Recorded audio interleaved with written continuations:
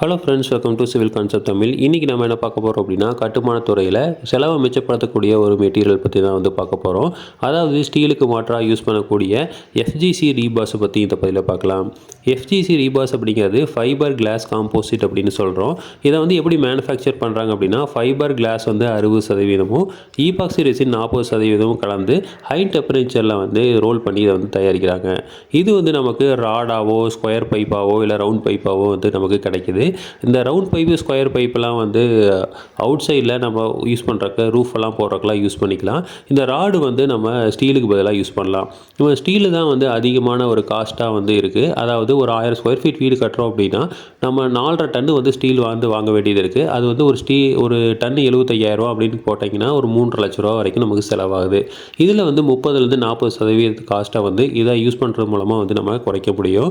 அதாவது இதோட வெயிட் வந்து ரொம்ப குறைவாக இருக்குது. இதோட ஸ்ட்ரென்த்தும் வந்து அதிகமாக இருக்குது. இப்போ ஒரு உதாரணத்துக்கு டிஎம்டி பார் எடுத்துட்டிங்கன்னா அது 550 எடுத்துட்டிங்க 550 டைஃபார்ம்டு பார்ஸ் அப்படின்லாம் இருக்குது. ஸோ அதை எடுத்துட்டிங்கன்னா ஒரு 550 Nm/mm² வந்து ஸ்ட்ரென்த் இருக்கும். இதே எஃப்ஜிசி எடுத்துட்டிங்க அப்படின்னா 1000க்கு மேலே 1000 Nm/mm² மேலே ஸ்ட்ரென்த் இருக்குது. ஸோ அதனால் வந்து ஒரு 8 mm யூஸ் பண்ண வேண்டிய இடத்துல 6 mm வந்து யூஸ் பண்ணாவே போதுமானது. அதாவது 8 mm டிஎம்டி யூஸ் பண்ண வேண்டிய இடத்துல 6 mm எஃப்ஜிசி யூஸ் பண்ணாவே போதுமானது. இதனால் வந்து நம்ம பெருமளவு வந்து ஸ்டீலை வந்து நம்மளால் குறைக்க முடியும்.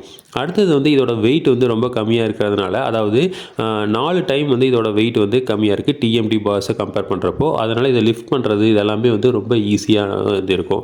அடுத்து வந்து இதோட டென்சில் ஸ்ட்ரென்த் வந்து டிஎம்டி பார்ஸோட 2 மடங்கு வந்து அதிகமாக இருக்குது. அதே மாதிரி இது வந்து ரஸ்ட்டு வந்து ஃபார்ம் ஆகாது. கரோஷன் ரெசிஸ்டன்ஸ் வந்து இதில் அதிகமாக இருக்குது. ஸோ அதனால் வந்து இது வந்து கரோடே ஆகாது. இது வந்து நம்ம நார்மலாக எக்ஸ்போஸ் ஆனாலும் சரி, அட்மாஸ்பியரில் எக்ஸ்போஸ் ஆனாலும் கரோட் ஆகாது. இதை வந்து நம்ம எல்லா பர்பஸ்க்கும் யூஸ் பண்ணலாம். இண்டஸ்ட்ரியல் பர்பஸ்க்கு, இல்லை ரோட் கன்ஸ்ட்ரக்ஷன்ஸ்க்கு, இல்லை வந்து வெளியில் ரூஃப் போடுறதுக்கு, இந்த மாதிரி எல்லா பர்பஸ்க்கும் வந்து நம்மளால் யூஸ் பண்ண முடியும். இந்த ஸ்கொயர் பைப்போ இல்லை வந்து ரவுண்ட் பைப்போ வந்து வெளியில் யூஸ் பண்ணுறப்போ இதுக்கு வந்து பெயிண்ட் எல்லாம் வந்து பண்ண தேவையில்லை. ஏன்னா இது வந்து ரஸ்ட் ப்ரூஃப் அப்படிங்கிறனால நம்ம பெயிண்டிங் அடிக்கணுங்கிற அவசியமும் வந்து கிடையாது. இதோட அட்வான்டேஜ்னு பார்த்தீங்க அப்படின்னா, இதோட ஸ்ட்ரென்த் வந்து அதிகம். அதே மாதிரி வெயிட் வந்து கம்மியாக இருக்கிறனால ஈஸியாக வந்து நம்மளால் ஹேண்டில் பண்ண முடியும். ரஸ்ட்டு வந்து ஃபார்ம் ஆகாது. அதே மாதிரி ஹேண்ட்லிங் வந்து ரொம்ப ஈஸியாக இருக்கிறதுனால நமக்கு வந்து ஆள் கூலியும் வந்து நமக்கு மிச்சமாகும். ஸோ ஒரு 5 பேர் வேணுங்கிற இடத்துல ஒரு 2 பேர் இருந்தால் போதும், இல்லை 3 பேர் இருந்தால் போதும், ஈஸியாக வந்து இதை வந்து பண்ணிட முடியும். இதனால் நமக்கு கன்ஸ்ட்ரக்ஷன் காஸ்ட்டும் வந்து கொஞ்சம் கம்மியாகுது. அடுத்தது வந்து இதை வந்து ஈஸியாக வந்து ரோல் பண்ணி வச்சுக்கலாம். அதே மாதிரி இதோட வாரண்ட்டி வந்து 80 இயர்ஸ் வந்து நமக்கு ஒரு லைஃப் டைம் கிடைக்குது. ஸோ அதனால் வந்து இது வந்து கண்டிப்பாக வந்து எந்த ஒரு இதுலேயுமே வந்து எந்த அட்மாஸ்பியர்லையுமே வந்து இது ஃபெயில் ஆகாது. இதோட காஸ்ட் வந்து ரொம்ப 30-40% வந்து ஸ்டீலை கம்பேர் பண்ணுறப்ப கம்மியாக இருக்கிறதுனால நம்மளோட கன்ஸ்ட்ரக்ஷன் காஸ்ட்டையும் வந்து ரொம்பவே வந்து குறைக்க முடியும். இதோட டிஸ்அட்வான்டேஜ்னு பார்த்தீங்கன்னா, இதை வந்து பெண்ட் பண்ணுறது ரொம்ப சிரமம். இதை வந்து இண்டஸ்ட்ரியிலேயே வந்து மேனுஃபேக்சர் பண்ணுறப்பவே பெண்ட் பண்ணி வந்து தந்துடுவாங்க.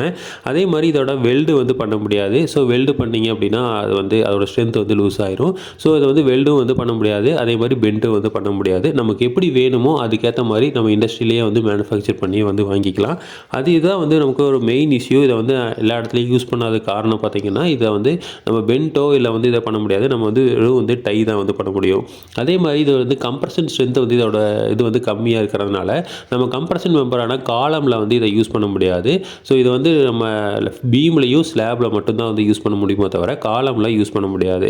ஸோ இதுதான் வந்து இதோட டிஸ்அட்வான்டேஜ்னு சொல்லலாம். மற்றபடி வந்து நம்ம இதுக்கு வந்து டாப்பில் ரூஃபுக்கு யூஸ் பண்ணுறதுக்கு இது ரொம்ப சூப்பரான மெட்டீரியல். கண்டிப்பாக காஸ்ட் வந்து நம்மளால் வந்து மிச்சப்படுத்த முடியும்.